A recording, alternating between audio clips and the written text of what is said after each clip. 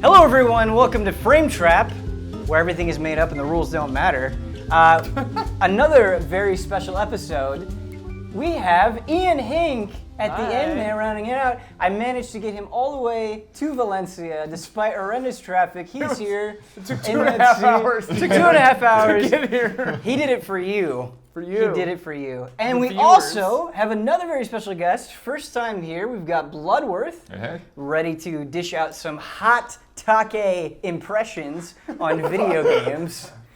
And regular guest, been on every episode of Frame Trap. Kyle Bossman was supposed to be on, but he is doing something in space or something. He's out of town. So we have Huber here instead, and I'm glad you're here because you have the topics we have today. I don't mean to pump up this show before we really get rolling, but this is the most jam-packed episode of Frame Trap that we've ever had. We have so much to talk about. It's really going to be on me to keep things moving and flowing and making sure. It feels like a special. It does. It does feel like a special. It's going to be, everything is, there are no soft topics this week. There's no Game of Thrones discussion. It's all video games all the time this week, and it's all super exciting, super serious, super fun. Let's get right into it, though. You know how I like to start this show. What have you been playing? Let's get connected with you and your video games. Ian Hink. Let's get started with you. What have you been playing? First, I didn't expect that. Yeah. I tried out Cosmic DJ. It was cute. What is it? I don't know. I got it for 70 cents on the who are the people? The Devolver sale that's happening on Steam. Okay. I was like, 70 cents? Sure. It was fun. It's a little music sequencing game, Cosmic DJ. And then I was playing, I bought Blockhood and Parkitect at the same time. Blockhood was all right. I didn't get into it. Parkitect, a lot of fun. As you saw in the episode of Easy Update Saturday, played Alien vs. Predator Classic 2000 with my friend Michael Huber here. That was a trip down memory lane. Ian is a specialist with the disc. With the The disc. Predator disc. It's pretty funny the one part where we're like getting, because there's a co-op mode where you just continuously get hoarded by aliens, and I was like, I'm switching to the disc, and he's like, switch to the disc, do it, we need the disc, and I'm like, I lost the disc. It's like immediate, like we just like.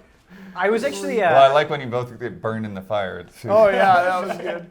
Yeah, I was scrubbing through that episode, and there's a point where I think Huber is dead, and you're like, I'm just gonna go for it, and you're like jumping, like frantically running away from the aliens. And I remember that game. I actually played quite a bit of that game back in the day, and so good. It terrified me. It's a scary game. Like the sound design in that game, if you're playing as the humans, a lot of times you will just hear the sounds of the aliens, and you're like, I'm fucked. Like it's the constant feeling of being fucked. It really nails the kind of atmosphere of the movie. It's still like holds up. Like all the visual filters and stuff, I'm like, these are straight out of the movie. I'm glad you said Alien vs. Predator 2000 because everything else you've said, classic Ian Hink, I'm just like, I don't know what you're talking about. I have nothing to bounce this off of. Architect is pretty cute. It's like a Roller Coaster Tycoon. I think it's in early access. It's alpha. Like there are definitely features that need to be added, like the autocomplete feature for a coaster. Mm-hmm. I was 1/8 of an inch off with the cart with the track. Whoa. Couldn't. I had to like delete like a whole like section just to get it to fit again. It was. Ian, I have one question, super quick. My biggest problem with Roller Coaster Tycoon, I played that all my entire childhood. Yeah. But the biggest problem was when you built a custom roller coaster, it would be too intense for the park attendants. They wouldn't go on it because they would be scared. They wouldn't go on it. Parkitect, can you get as crazy as you want to get? Well, it's very realistic. Like I made a coaster, and in two separate places the coaster just like hung. It like got stopped because it ran out of velocity. Oh my gosh! So I made a coaster that envelops my entire park. Like it wraps around the whole place. Cool. The thing takes like 5 minutes to ride. Oh my gosh! Sounds awesome. But like. The incline is like 1.5 minutes, and then like there's a section toward the end where you're just kind of like kind of trundling along until you get back to the station. So my experience so far has been making really boring roller coasters. I'll report back if I ever get. I was making one that was pretty intense, but then classic PC I hit load instead of save. So it's gone forever. Oh. It's gone forever. I went to the maximum height and then just plummeted straight down into the ground. Yes. It was pretty good. Are you excited at all for the new Roller Coaster Tycoon? I didn't know they were making one. It looks like trash. Oh, okay. Yeah. You should be excited. I think some of the people on Parkitect may have worked. Don't quote me on this. They might have worked on the old ones. I'm not sure. That happens all the time. You get these people that work on these games that are so influential and so beloved, and then they just go and make a slightly different version of it. Yeah, I love that. I feel like we're already doing bad on the rush thing. I feel like I just No, it's okay. For a really It's long okay. time. I want the audience to know. It's like, settle in. Yeah. You know, you thought Frame Trap was long and winding. This will be the longest and the windiest. Oh boy. Starting at 10 o'clock. Starting at 10 o'clock p.m. We might be delusional. I've had like 6 cups of coffee. We're all gonna die. And we haven't even started talking about Persona yet. Trying to ride home. Is there anything else you've been playing though? I'm sure I'll think of something, but. Okay. Feel free to just randomly interrupt me. Oh, I mean Overwatch. You know, that's one of the things that I've been playing. So let's breach that discussion Overwatch. now. Overwatch. Tell me about Overwatch, because Ian, I'm not I don't like trying multiplayer shooters. Okay, I was just gonna say hate that. them. I'm not trying to I think they're typecast stupid. you, but that's not your kind of game. No. Oh, I played 45 seconds of Paragon. Is it as boring as it seems? Uninstalled it. It looked. It looks like It had to take you longer to install. Yeah. When we were playing Overwatch with Ian and he was talking about how he liked it, like 3 hours later when I was lying in bed, I was like, Ian likes Blizzard. Ian likes Blizzard. He does like Blizzard. Blizzard, here's the thing. Blizzard makes, even if they're not your style of game, Blizzard, the quality is just evident. Like, the design is thoughtful. It runs on a lot of machines pretty well, like all their games generally, traditionally. Like, I mean, I think that WoW is like kind of sparse and like the style isn't really my cup of tea, but it's a 10-year-old game. Yeah, it's so very like, old. Yeah. you know, but like, I don't know. The Diablos are all just Diablo 3 is a good game. So I've been playing. I don't even like games I've like been that playing either. Diablo 3. I've been doing the season character. Oh. And this is I play gonna. on PS4, so I don't get to do that. Yeah, it's the best. Anyway, the thing that I wanted to branch this off into Overwatch, as I was playing Diablo 3, I had this revelation where all of your abilities just feel wonderful. Like I was playing a barbarian, and just the way that you slam the ground or you leap in the air, they just do such an excellent job of making you feel powerful, and that carries over to Overwatch, right? And I get so frustrated when people say, oh, I don't want to get Overwatch, it's just a multiplayer shooter, I'm going to get bored. And it's like, okay, you're being reductive in the wrong way, because it's such a refined shooter. Like every single character is viable, and even if you're just a healer, right? Even if you're Mercy, the way that character I exclusively play as Mercy. Yeah, but the way that character is designed, you have moments where you feel like a superstar. You have moments where you revive your whole team, and that carries you to victory. Seriously. Right? And so there's never a single character where if you're playing them correctly, you'll have that moment where you're like, wow. Like, so many times I'll try out a character for the first time, and I'll be like, oh, I'm playing this character exclusively now. Because there's just something about them that sort of attaches me to them. What is it, do you think, about Mercy that draws you to her? I'm bad at shooting. Okay. I'm a terrible aim. Yeah. I can play as Diva. She's the other character I play, and I played as Mei. Diva's good because she basically just has 2 big shotguns, kind of. But like, Mercy's great because, and I've never played as support role really before. I've never really liked it. It seems like the weird kind of stressful, but like in this game, it's so intense because you can always see where all your teammates are. So like if you die, and then you're going back, and all your teammates are dying now because their healer's gone. So you like are running back, and you're really slow as Mercy. She's very slow. You have to like teleport to people to get anywhere. But like, you can watch all your teammates like dying because you're not there, and it's just so I get like legitimately stressed out. I'm just like, no. And then if you get there in time, you pop your Q, make them all come back to life, and you're just like, yeah. But also like just buffing people and like. When people thank you for healing them, everything about it is just so much fun. Plus, she's cool looking. And she's German, so I get to practice my German. Another great thing about Mercy that I think is so cool is Mercy just doesn't heal, right? Like you have to make a lot of interesting decisions as Mercy because you're like, okay, do I heal the Reinhardt as we charge in? Do I buff like a McCree's damage? Do I actually switch to my gun and do DPS? And like when you decide to switch and do all those things, I think separates a mediocre player from a great player. And it's those kind of decisions, it's that kind of depth that I think is really cool about Overwatch. But the thing that I wanted to ask you is something controversial about Overwatch. It doesn't have a traditional kill-death screen. And I think this is one of the most brilliant things in Overwatch, because what it does is it says who is fulfilling their role the best. Yeah. So if you've done a lot of healing as Mercy, that'll show up at the end of the game. And it'll be like 5 people up or 4 at the end? 5? It depends on how many people it actually puts up. But I think it usually puts up 4 people. Okay. And it'll be like, okay, Torbjorn got a bunch of turret kills. He got like 20 turret kills. That's really cool. He's fulfilling his role well. Mercy did like 42% of the healing. We're going to honor that. So it's not just...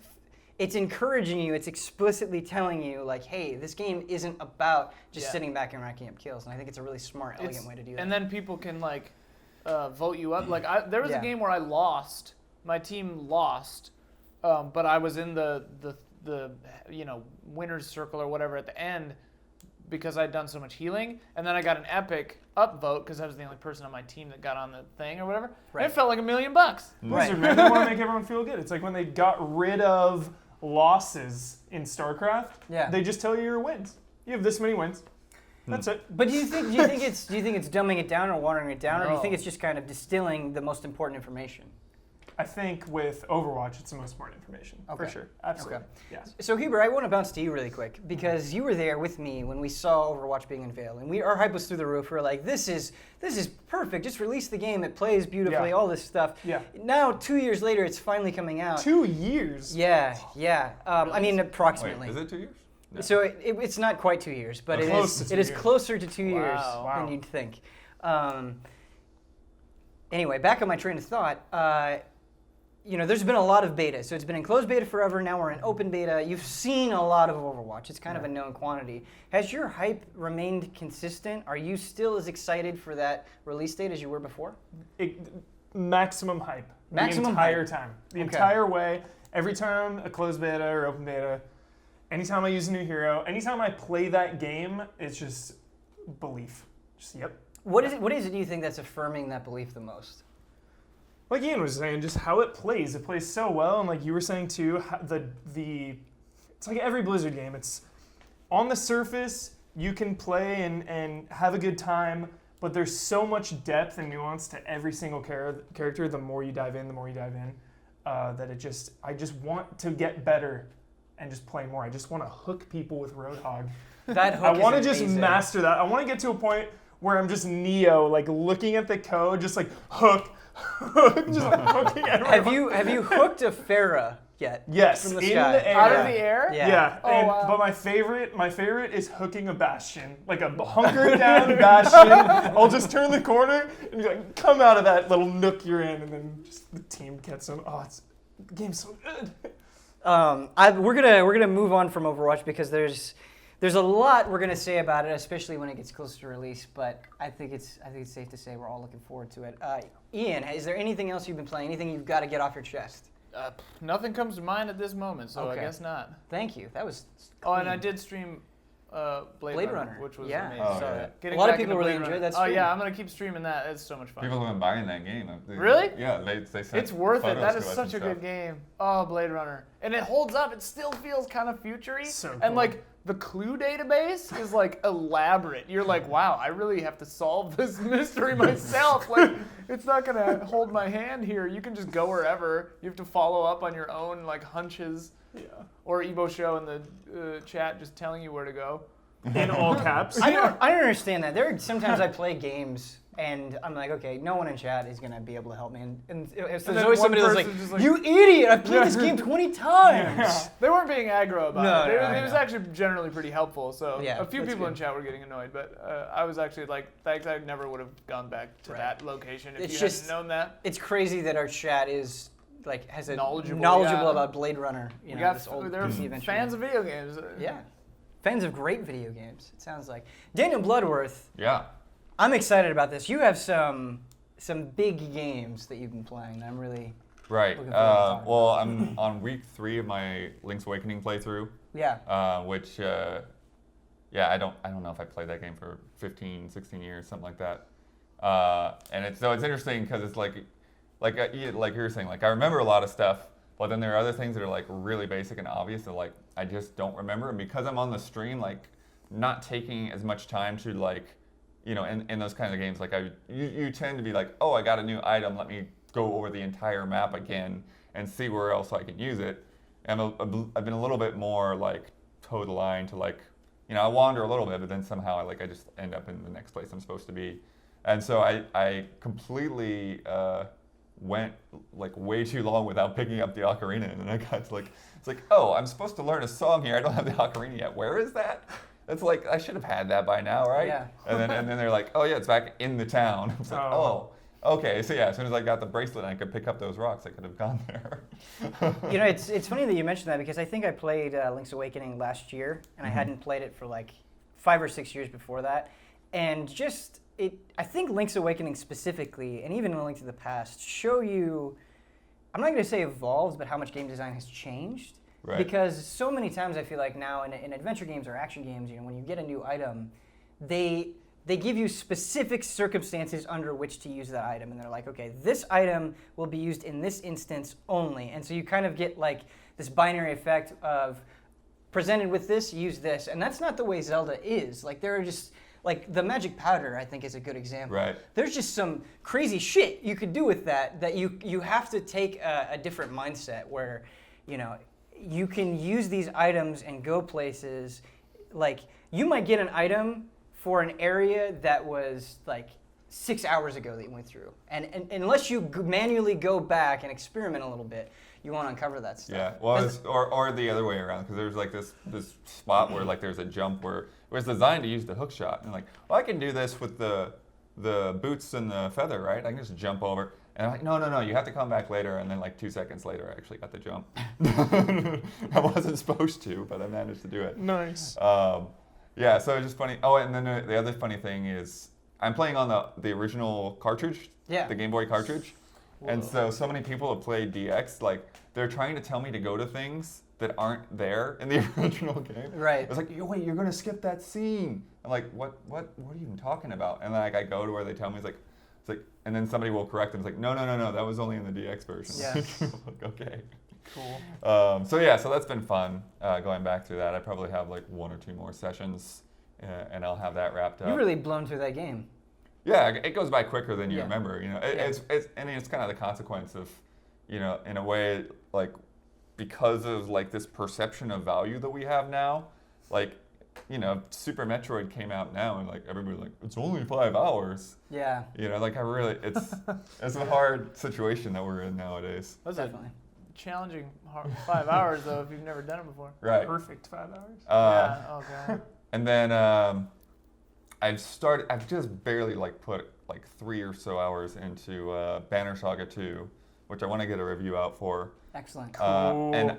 And yeah, it's good. Well, one of the situations, like you were saying with save files, when I moved everything to my current PC, apparently like there was some folder that I missed, and so I don't have my Banner Saga 1 save file, and it's not synced to Steam Cloud. And so I just had to like watch the endings on YouTube and like, which one of these did I pick? So I could like pick that path on the second game when I started. Oh, it lets you put it in? Yeah. Oh, that's good. But that was a little bummer though, because I don't know if there's other decisions that I made that would have played into that, or like character levels or something like that. But yeah, it's been good. I haven't seen anything that's been super different from the first game yet, except for I guess like now there's like obstacles on the battlefields, and so this is one part that I just did where you have the option of, you know, you're on the run and you're trying to like buy time for a wizard to make a bridge basically, and you have this option. It's like, well, do you use your food barrels to block the enemy? And so now I'm out of food again, like I was in the first game. But you know, I put them up there, and it worked really well because I had this, you know, this group of barrels over here, and there's this great mechanic with the shield bearers where you can like pop them in, and they can just hunker down and they just deflect any damage. They just stop that gap completely. And so enemies would come up to that shield bearer, and then I could get a spear guy behind him to like attack through him. And so I could just completely manage that side of the battle while I had the other, you know, the higher more stuff going on over here that was more versatile and like bigger guys and brutes and stuff. But that choice that you made, now you're out of food. I love it when strategy games do things like that. But how immediately consequential is that? I mean, is it just like, oh no, like in an hour or so, my entire army's going to be wiped out, or do you have a little bit more time to work with? Yeah, I'll have to see, honestly, because that was like the last sequence that I did, so I'll have to see if I get more food. But it was just like this series of events where it's just like, like save people or save food, save people or save food, or like but I didn't have a really good track of how much food I had left, and so it's like, oh, now I have no food. That's not good. Oh, Sunless Sea. Sorry. I've also been playing Sunless Sea. All the talk about running out of food. I'm out of food right now. But then so it's just like this series, like you just keep making these decisions. Like if you played FTL or Oregon Trail, like those kinds of things where like these decisions come up on you, and like you try to make the right decision, and like it seems like every time it's no, that was wrong. That was wrong. That's the thing with that these was games. wrong. Yeah, I think there are no right decisions. It's just you're screwed. The question I have for you, Bloodworth, and I'm so mad at myself that I never played through the original Banner Saga because it seems like it'd be right up my alley, is there was a time, not that long ago, I would say, at the beginning or in the middle of the 360 PS3 era, where I was like, where the hell are the strategy games? Mm-hmm. There just weren't that many. Even on PC, there were not that many strategy games to play. You get a couple a year, and now I feel like every time I go onto Steam, with early access, with Kickstarter, with sort of the indie boom and all of this stuff, like I've got a zillion 40 to 50 hour strategy games to play, and I feel so overwhelmed that every time I go and I think of playing one, I just kind of get paralyzed and I end up playing nothing. Do you think the Banner Saga 2 kind of presents enough for someone like me who has a lot of things to pick through right now? Yeah, well, I think it's a game that very greatly benefits from its art style and the craft. From everything from the cutscenes to the animation to the music, like it really like pulls you into that, and it has a feel that's not like other games. Whereas I think strategy games very typically, have this trap of one, B-tier strategy game feels like every other B-tier strategy game. Absolutely. So it's like, unless you're playing like one of those top AAA strategy games that everybody's playing, they sort of feel interchangeable. Whereas this game doesn't, and I think the like sort of Oregon Trail aspect helps that as well. Towards like when you're on the road and you see your caravan going across the landscape, and they're tiny, and these little birds pop up, and it's just a very beautiful experience. Really selling me with the Oregon Trail comparison. Yeah, Blood is doing an excellent job pitching this game. This is great. Didn't you do a backtrack on?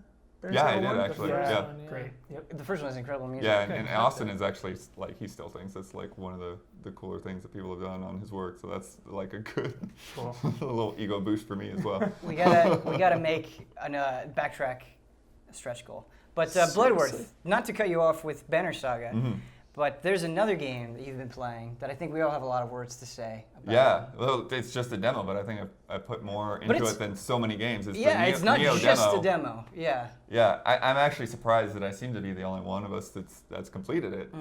But yeah, I put 8 to 10 hours into that, and that's partly because like you could certainly get through it faster than that, but it's the kind of thing where like I want to play around with this combat, I want to mess with this guy and mess with that guy. 8 hours, you said? Yeah. Wow. And look at all the crannies and see like how the shortcuts and the backtracks are designed and stuff like that. Backtracks. And find the little the Kodama guys, which are great because it's such like a dark and gritty game. Yeah. To like have those little guys in there for the shrines, it's just great. It's a nice relief. So when we all saw Neo, right, when we saw that initial trailer, like, oh, this looks great. It looks like Feudal Japan Dark Souls, right? And that was kind of everybody was saying that thing about it. But I think what's so fascinating about Neo and why I think it really will be an excellent game is it's not just that. And you said a phrase that I think is extremely important. You said you wanted to play around with the combat. Yeah. And kind of two relatively recent Souls-like games, Lords of the Fallen and Salt and Sanctuary, I think they're both good, but when I was playing those games, I kind of felt like I saw it all very quickly. It was like, okay, this is the limit of the combat. This is how they're styling themselves. It is almost identical to the Souls series.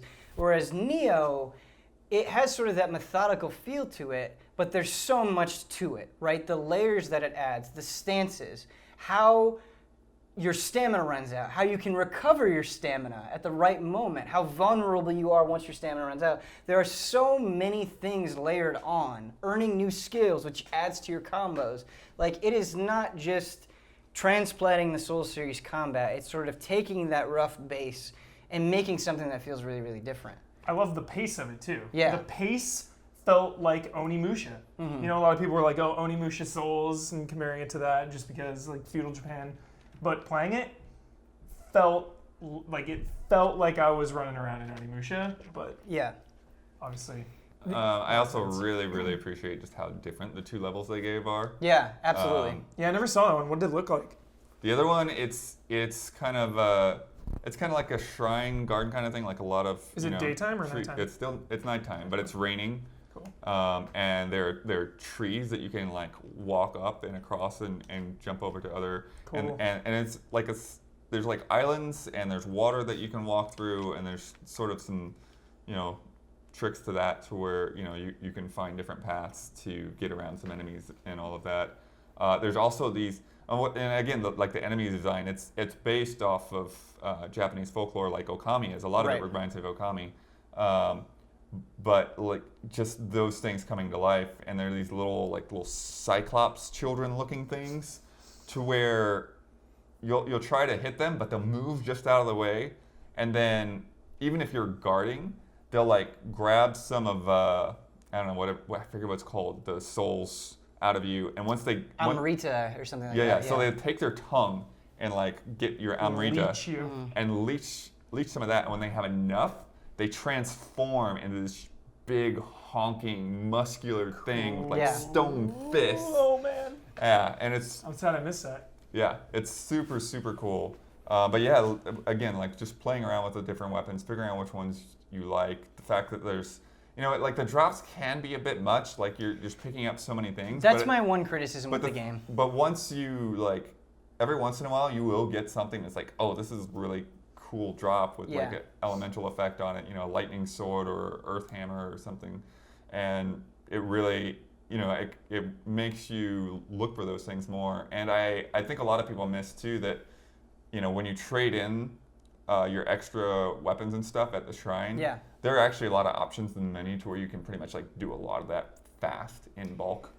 Yeah, but so I've been thinking about that system, and I like that all the loot you get you can turn into something, right? You can either just equip it if it's better, or you can trade it in. And you can do it very quickly. Like you can select things in bulk. Just like you said, but it still feels a little bit redundant, I guess, because you're getting so many items. Yeah. Like you do get rewarded for trading that stuff in, but the rewards are relatively minor. I mean, they are useful for sure, but I just wonder if maybe the game would be a little bit better, a little bit smoother, a little bit faster if they just cut down on that a little bit, and every drop you got mattered just a little bit more. Because what I think they do an excellent job of is the resources you get, right? So your bow and arrow is extremely powerful. You can do a ton of damage from super far away. You can zoom in and get headshots, but arrows are extremely hard to come by. Like if you're out, you're just out. Yeah, but unless you're trading in, that's the thing. Right. Like trading in, like I would get filled up on elixirs and water and arrows and everything. Even the whetstones, which is kind of one of the things I noticed. Like with some of those rare weapons, they would wear down faster. Right. So you'd have to use more whetstones and things to repair them. But again, if you just like trade in all your junk, then you could fill up on those supplies. The level design in Neo is another thing that I want to talk about, because there was an instance where the yokai are kind of these big demons that you fight, and they're much tougher than the normal human enemies. And there would be a moment where I would kind of run through this small village, and there would be a human soldier and a yokai. And fighting multiple enemies in Neo is extremely difficult. You are not super well equipped, regardless of the weapon you're using, to cleave through multiple enemies very easily. But what I noticed after like 3 attempts of dying is if I looked around very carefully, there was actually this small little alcove where I could actually go and take out the human soldier first, and then fight the yokai. And I actually encountered probably 5 or 6 instances of that in the Neo demo, where they really do give you multiple options of approaching a situation, and some are better than others. And really experimenting and trying and thinking your way through situations rewards you super greatly. And that's the kind of feeling that is just so immensely satisfying to me. I did have one spot though where there's like a chest in a dead end, and as soon as you open that chest, then 2 ninja come up behind you, and I think that their stats are like times 1.5 speed or something, because I didn't have that much problem with the other ninjas, but these 2 guys just like wasted me. The 2 of them together. It's like, I can't run away from you. I can't seem to get one of you away from the other one. But what was interesting about it too is I tried to go back there later, and then it seemed without the chest opening, like it doesn't trigger them. So like you only have like that small window of opportunity to kill them. But the other thing about the yokai that I found interesting is, kind of like a Souls game, when you go to a shrine, the enemies respawn. Right. But with those, they don't. Yes. So that's kind of part of the strategy. It's like, okay, clear out those big guys and work your way kind of methodically through there.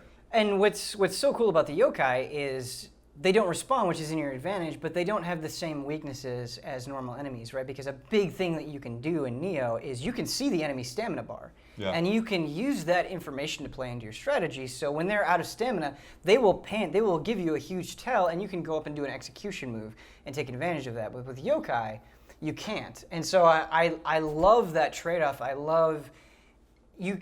It's very, very difficult in that game to approach every situation the same way, and I think that's even the combos that have longer animations tend to not work very well on them. They'll get you mid animation. Definitely. And then the second boss, which I know you guys didn't get to, but it was great. It was called Nue, and it was basically like it's a chimera. It was like I think like a lion body with like a monkey face and like snake tail kind of thing going on. Oh man, that's so sick. And it's like a lightning god, and so it calls down lightning and charges itself up, and then it'll shake its fur, and then like just lightning will just start striking down, following you. And if you're not paying attention and you don't see that tail, you're just dead. 2 lightning strikes, you're dead. And like real life. Yeah, and the arena is a lot of destructible like shrines and stuff in there too. So you have to really pay attention to how you're moving around, how you're positioning, and really learn his attacks, learn when you can get it. Because if you play it right, if you hit him at the right moments, you could actually like knock the lightning out of him and do extra damage, and then he'd have to find time to recharge and bring down more lightning. So it's a pretty cool boss fight to end it all off. I'm so, just you describing, I'm so mad I didn't get there. But what's crazy to me is, had I not known it, I never would have guessed this game was made by Team Ninja. I mean, there are definitely, you can see some Team Ninja-ness about it, but that studio just hasn't really impressed me for the longest time. Right. Ninja Gaiden 3 was not my jam. Yaiba was certainly not my jam. It's just a lot of things that they've been doing sort of on the action game front that's been really unimpressive. Metroid Other M. Yeah. I do like Dead or Alive 5, but this seems like on a different level. Like I remember playing Ninja Gaiden on the original Xbox for the first time, and I was like, this isn't just an action game. This is really thinking about the entire genre and refining it and presenting it in a new light. And I'm not saying like maybe this is quite on that level, but I'm kind of getting the same vibe.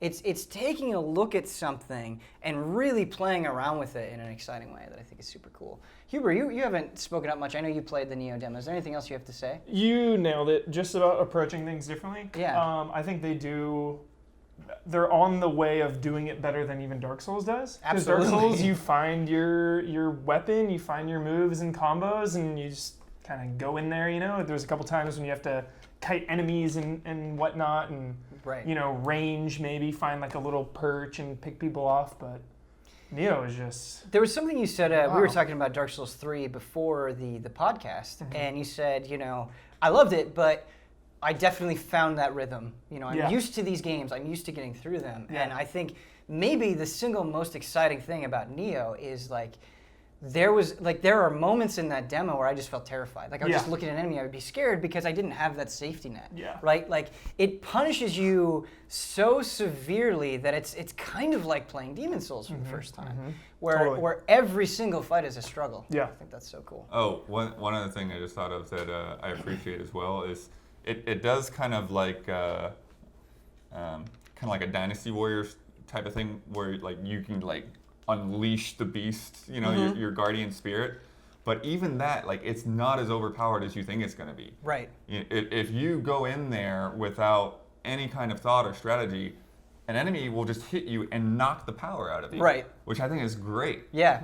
Yeah, it's just, again, like these layers that it adds. You can't just pop something, like you said, and just go nuts. It's like, if you mess up that unleashing of the spirit during like a boss fight, for example, you'd have to kill 12 more enemies. Exactly, to get it back. Exactly. It's the margin of error is like non-existent. You cannot make a mistake. Right. Dark Souls, you can recover so well with take a couple chugs or kind of roll away a bunch and kind of reset everything. Oh yeah, guys will chase you. Yeah, they'll chase you. They will chase you. They will not stop chasing you. They don't unleash from you. They will, like, if you aggro a guy in the beginning of the level and you make it all the way to the end of the level, that motherfucker is on your ass the entire time, and they are as fast as you are in a lot of senses, especially the OK.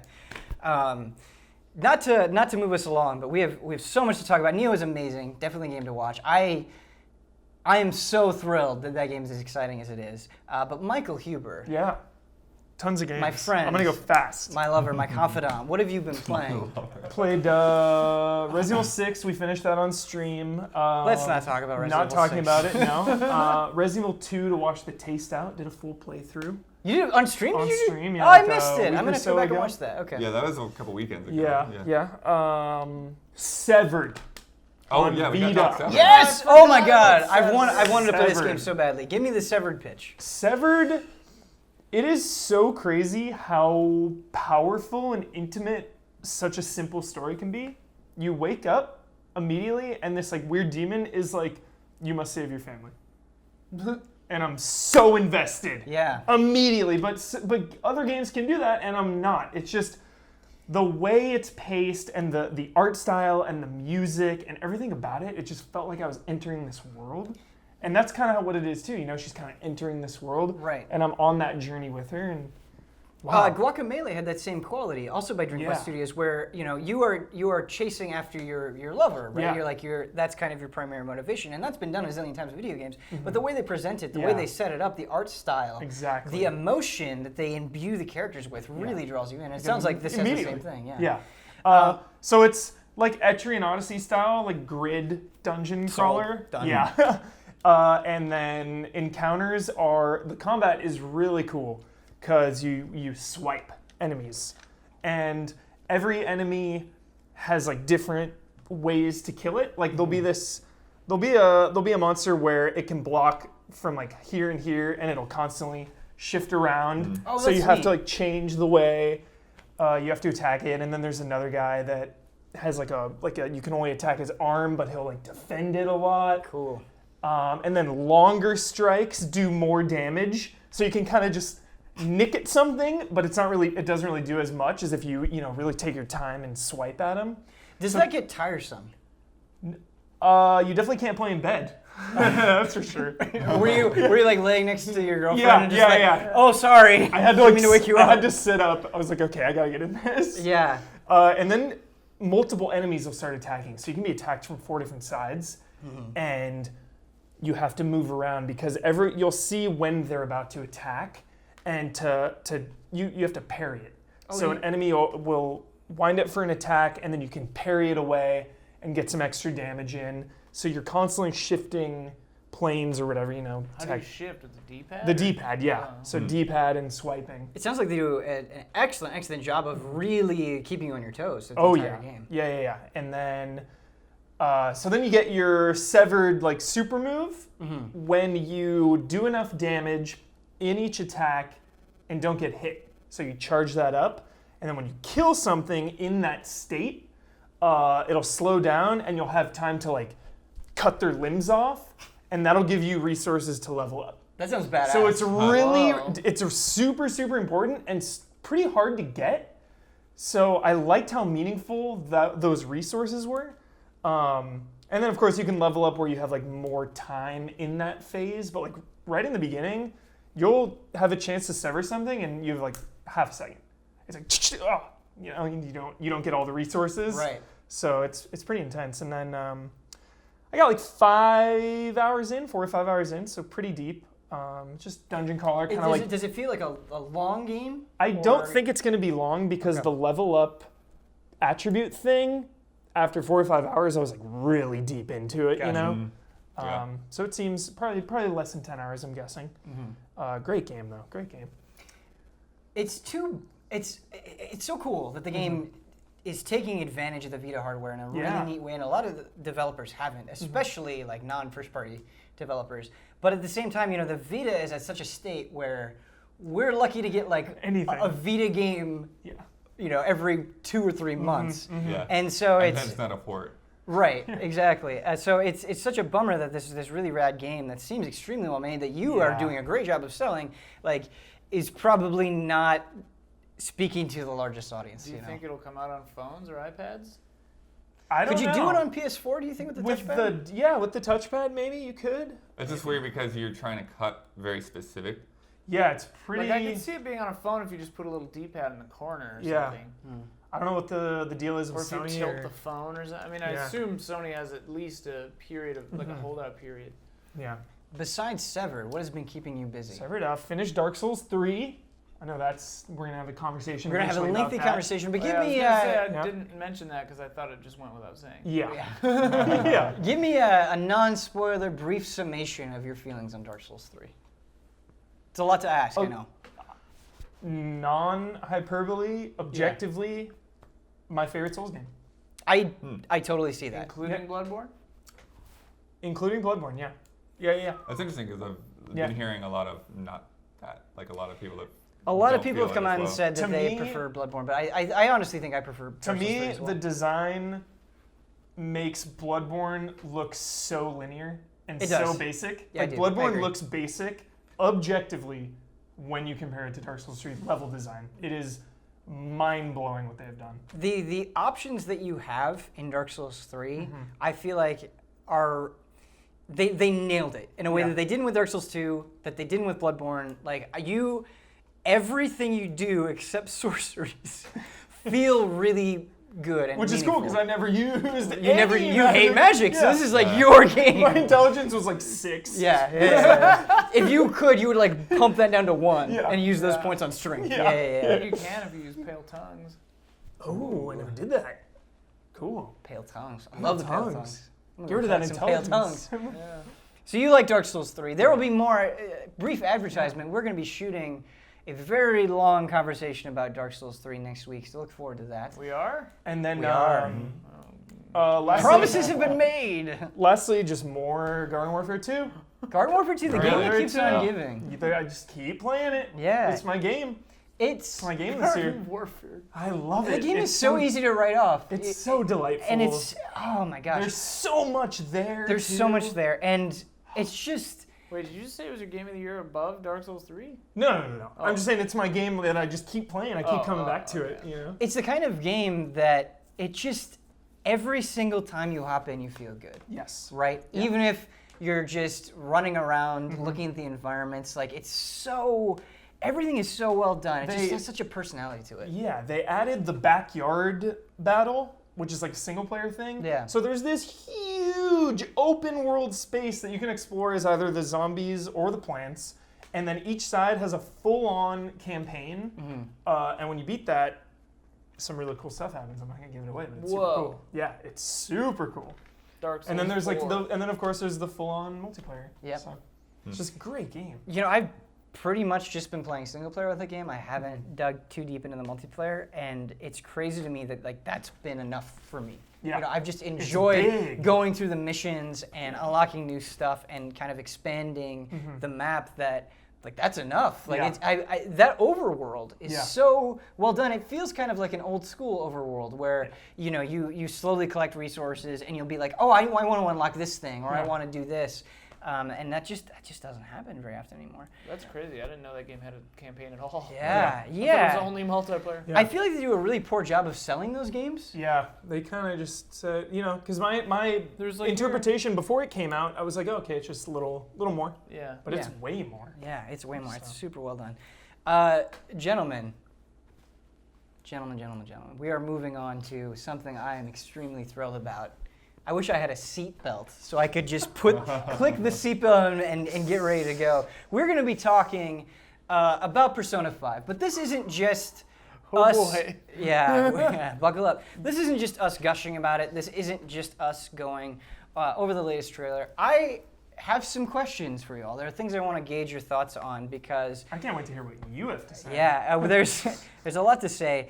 It's an interesting time for JRPGs, and I think that's what I want to lead off with. So Persona 5, for those of you who are unaware, they just announced the September 16th. Was it 15th? 15th, thank you. September 15th, 2016 Japanese release date. But they have not announced a Western date. And Final Fantasy 15 is coming out on the 30th, approximately 2 weeks later. So I'm going to open with that, right? Everything we've seen about Persona 5 has been fantastic. I don't need to sell you on that. If you don't believe me, go watch those trailers. Those trailers are unreal. Every single time that game shows itself, it's like, wow.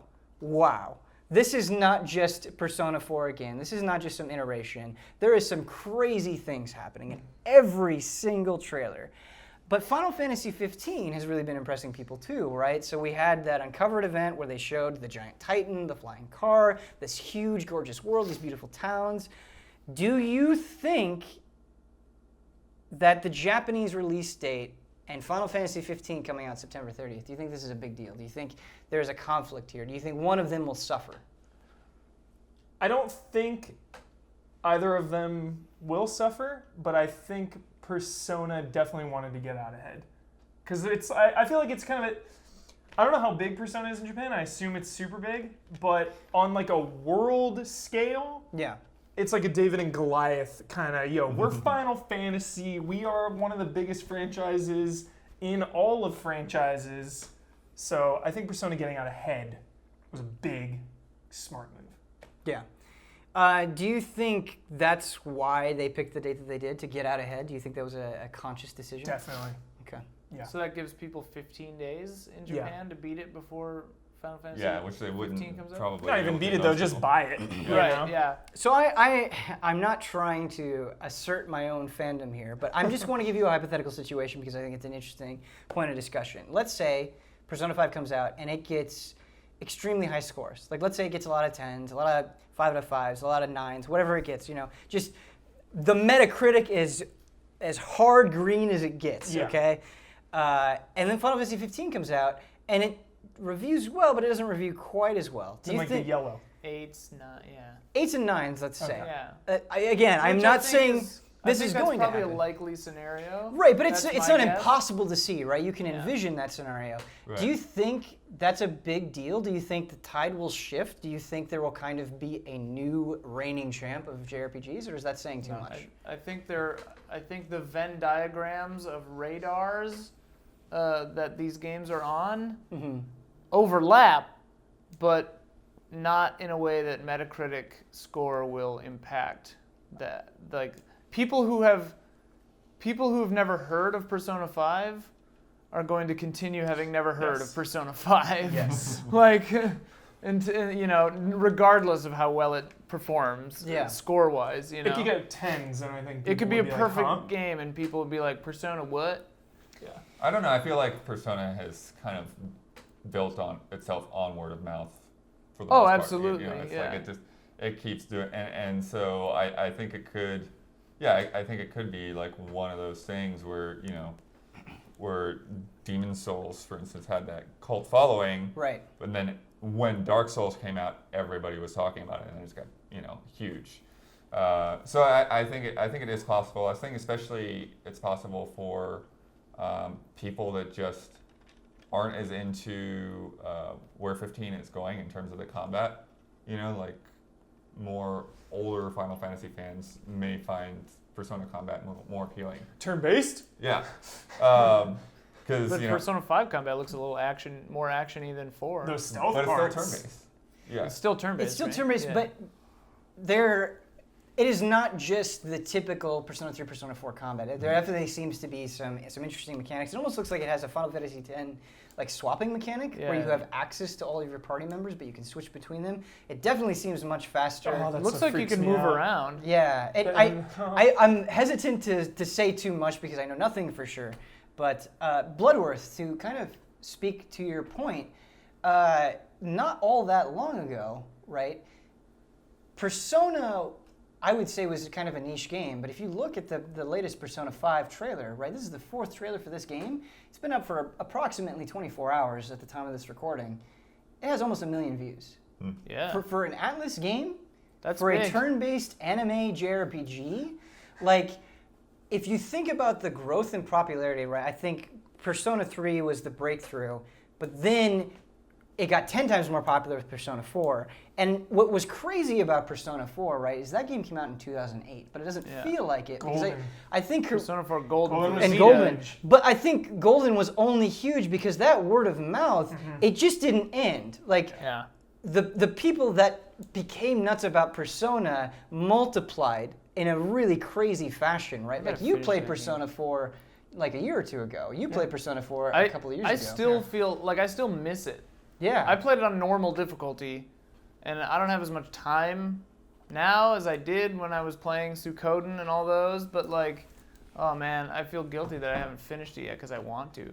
They're my friends. Yeah. Yeah. I want to talk about that sort of intimate feeling that you got with Persona 4 because, when all of you played that game, so Bloodworth, I don't think you've played Persona 4. I'm in the terrible position where I pre-ordered that game. Oh no. And it's still sat there. Hasn't been opened. We gotta do a serious Bloodworth Persona 4. 5 redemption. But I mean, honestly, what kept me so fascinated and obsessed with Final Fantasy to this day is, when I think about the cast of Final Fantasy 4, when I think about the cast of Final Fantasy 6, Final Fantasy 9, the good ones, Tactics. I felt like those characters were a part of my life. And I know that's a cheesy thing to say. I'm probably being overly emotional, but like I cared about them. I was invested with them. And not very many video games are good at doing that. Yeah. There are a lot of video games that I've played where I can't remember the names of most of the characters. Yeah. I really like Binary Domain, not to pick on this weirdly. I remember that story very well, but can you tell me the names of all the characters? Yeah. Beat the game, don't remember. Yeah, and you like that game too. Love the game. But I can tell you, I've played Persona 4 twice, Yeah. okay? I've played through a 70-hour game twice. Yeah. That speaks volumes, Yeah. A, about the quality of the game. And number two, right, I remember everyone. I remember all of their little beats. I remember all of the social links. I remember how I felt at every single step of the way. Absolutely. And that matters. And I think that's where this word of mouth is coming from. Do you think Final Fantasy 15 will be capable of replicating something like that? I'm optimistic about 15 way more than I was with the 13 trilogy. Sure. Because it looks like they're trying to do that. The bond of the 4 main characters seems like it is the focal point and the center of the game. It is about, it seems like a human story and a character story rather than like, let's go stop the bad guys from taking over the world.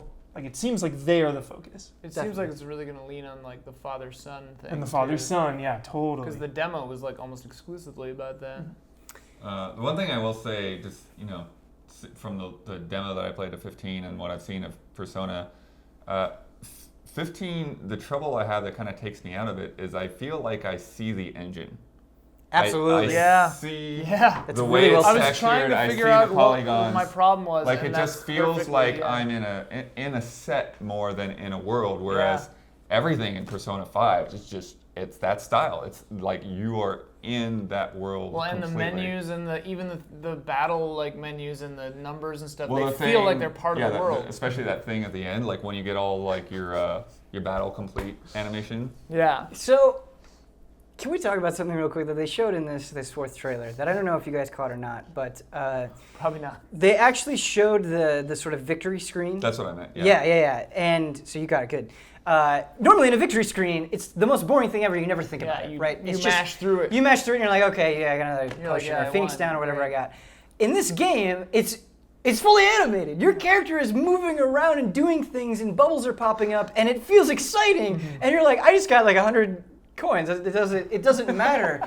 But that's the thing about Persona 5, and I think I really, that if I had to pin one thing that I think is going to make this game incredible, it's not my love of Persona 4. It's not that I have a Chie wall scroll on my wall. I really believe in my heart and soul. It's the fact that they are making every single second of that game feel exciting, right? If you go back to the first trailer where you had the vendors and they would like move around as you went through the different nests of the options, like style and like artistic cohesiveness is so important.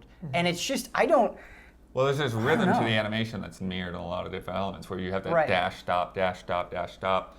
And that's in the victory screen. That's in the mechanic where you like sneak up on enemies to start the battle. It's even on the website. It's they're really doing a good job of keeping that consistent.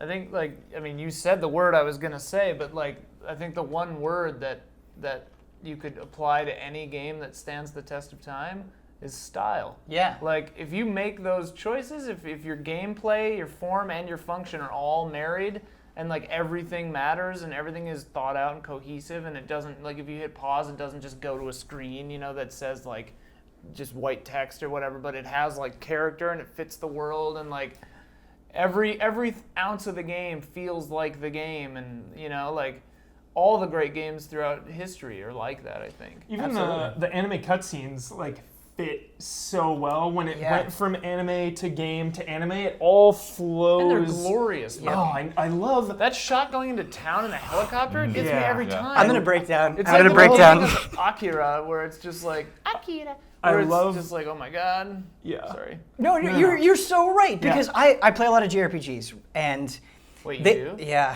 there are a lot of them use anime cutscenes, and I get so mad because you get these gorgeous anime cutscenes, and then you get like these little chibi characters. Yeah. But it's not jarring here. They if you watch the trailers, they cut between both of them so much, and there's not a single moment where you're like, oh man, I wish we were back with the anime. It just it flows and it syncs up in a really neat way. But the cool thing is like they're two different styles. Like the animation looks like animation, and then the game looks like a game. But they still somehow mesh. Yeah. Yes. It's not like a level 5 game where like the game looks like you're playing an anime, which is just beautiful. Like that's a different choice. They found a weird way to do it in the Persona games that like shouldn't work, but it just does. And I watched it in Japanese, so I didn't really know what they were saying all that time, at all. But is there an English version? There's an English.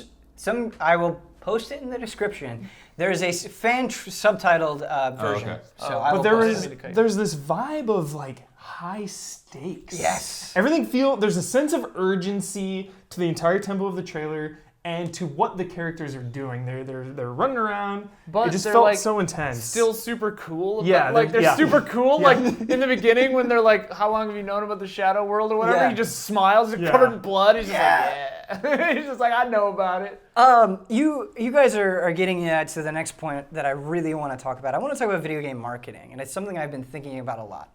So let's talk very briefly about the Call of Duty Infinite Warfare trailer. Too soon. How atrocious that cover of Space Oddity is. Yeah. It's grating. It doesn't fit. It's like they just threw it in because they're like, oh, well, there's going to be space battles. Oh, he's dead. Let's throw that in there. Yeah, it just feels so the thing is callous. I think there's a sense that it if you didn't know the song, it fits, but the problem is you do know the song. Like, how do you not know the song? But it's an iconic song. That's what I mean. It's hard not to know. Everyone knows the song. And it's like, if you're coming from a place of tribute, like I'm sure they're going to say they were, a tribute to Bowie, then pay the extra money to get the real song. Right. Right. It just feels exactly. Yeah. Also, if you're paying tribute, get a good artist to do the music. Like if you're not gonna do the real thing, get a band that's not Nickelback or whatever. It was bad. It was bad. Mercy. You guys are on point today. What It's does a it good have to do episode of with? Frame Trade. Yeah, sorry, not to get too far off track. But I really think the Battlefield 1 trailer was excellent. We'll get to that in just a second. I just it read also about that had in a- the car. it also had a cover. It also had a cover that didn't seem to fit and felt really forced What just was the because cover? it was like a... Well, it wasn't a cover. It was Seven Nation Army, but it was like a remixed weird version of Seven Nation Army. And I'm not sure why they included that song. No.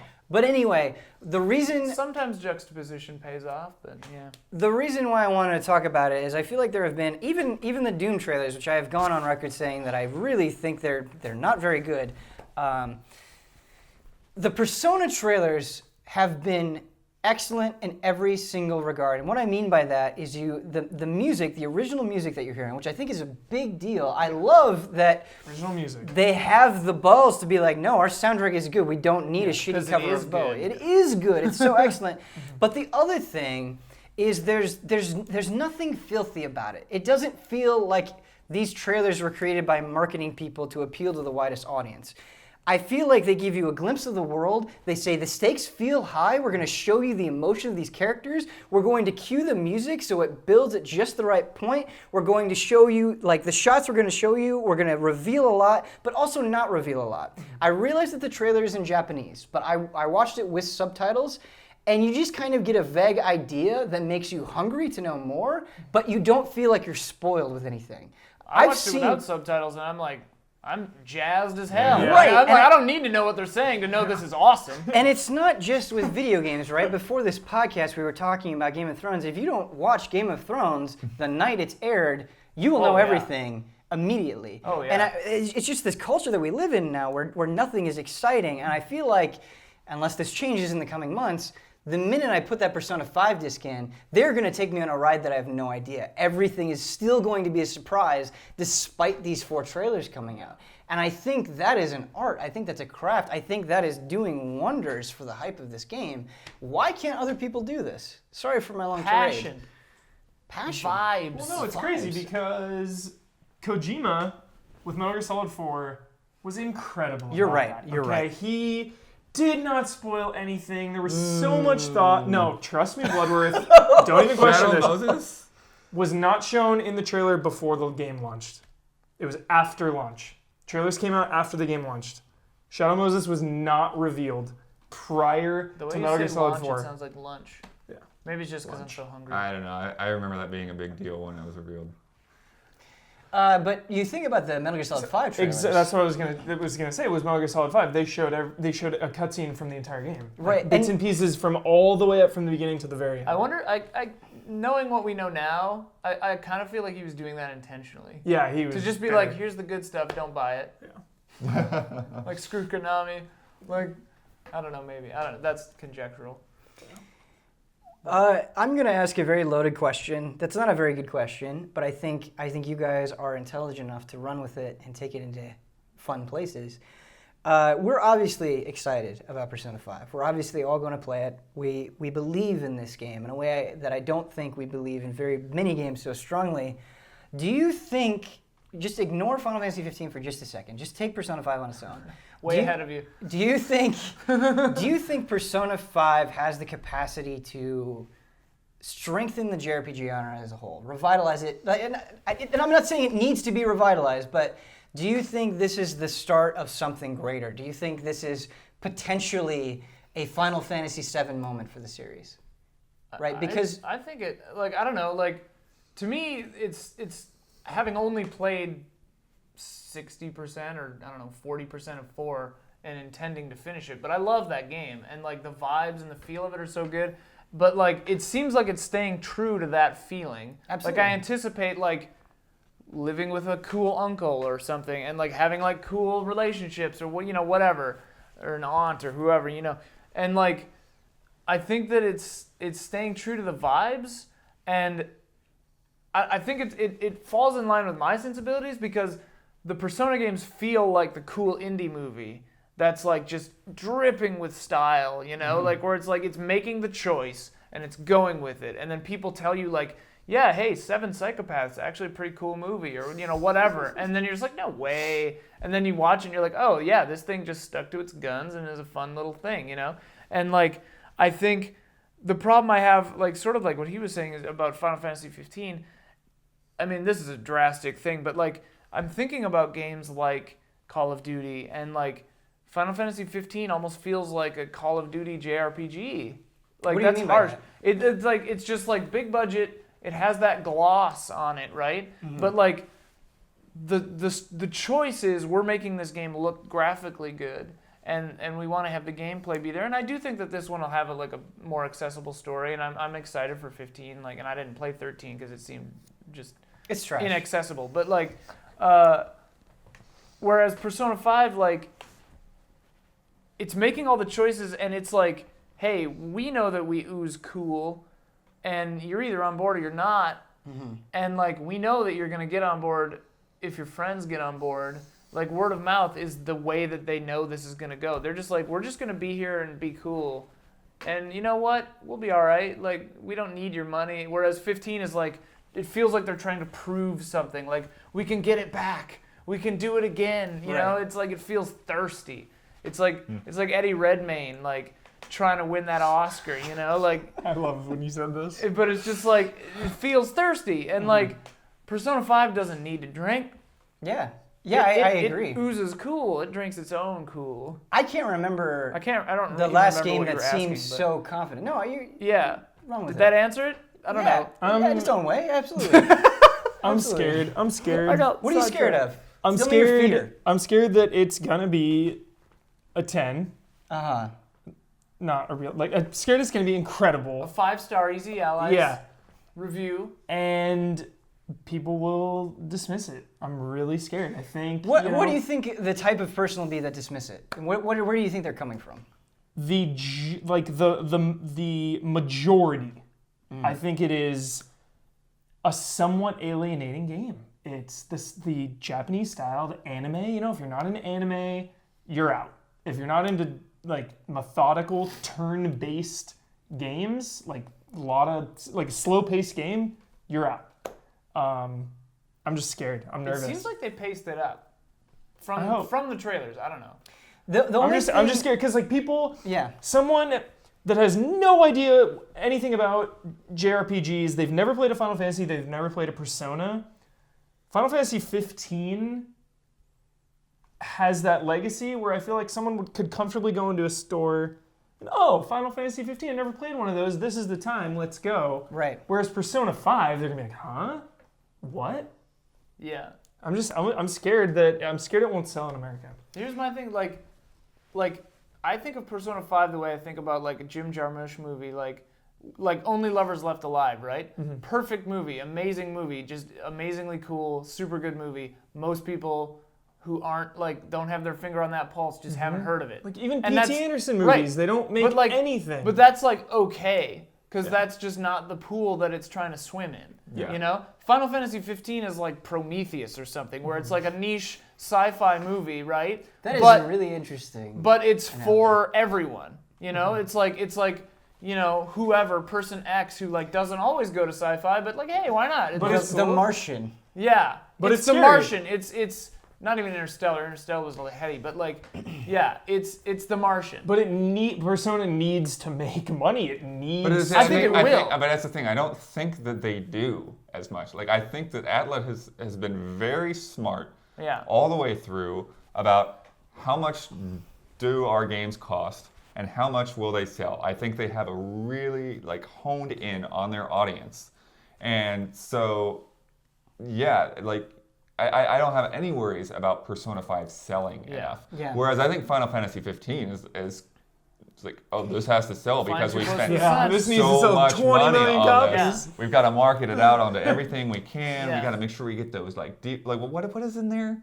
Like the stoves, the Coleman stoves. Oh, Coleman stoves, yeah. Even in the demo, all over the place. Yeah, so it's it's trying really hard to hit that mass audience because it needs to make that money. It's a niche exploitation movie. But you spend $15,000 and make $1 million because you know you will. I think the barometer for success in video games is changing a lot, and I don't think it's just, oh man, we sold Division numbers, or oh man, we sold Watchdog numbers, or oh man, we sold. I don't think that's the only way that you are extremely successful as a game anymore. And I think that is the approach that Final Fantasy is taking. Like, everything is big. Here's a movie with Jesse Pinkman and all the Game of Thrones characters. Like, it's just fuck. Wait, is that happening? What? Yeah. Oh yeah, I forgot about that. Yeah, it's just going crazy, right? It's the big marketing push, everything. Whereas, take something like Fire Emblem Awakening or the Birthright and Conquest, where they just made a really, really excellent game in sort of an underserved area, right? This really complex strategy game with dating elements that was so well done and had so much word of mouth that is extremely successful. They're going to make more Fire Emblem games. Brave the Default is the same way, right? That was something that almost didn't come out here that is now has a sequel that immediately was like, yes, we're going to do this.